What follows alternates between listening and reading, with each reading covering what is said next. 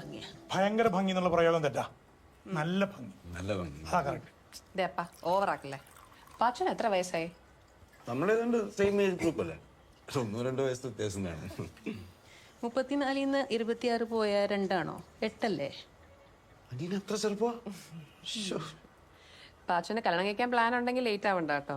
Plan ഇല്ലെങ്കിൽ ചില്ലൊന്നല്ല, അതാ plan.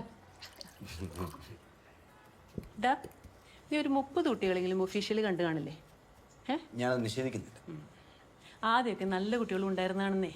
അപ്പൊ ഇവന് അഹങ്കാരം. അടുത്ത പെൺകുട്ടി ഇതിലും ബെറ്റർ ആവുന്നു. എന്താ പറയാ. എന്നിട്ടിപ്പോ അതുമില്ല ഇതുമില്ല.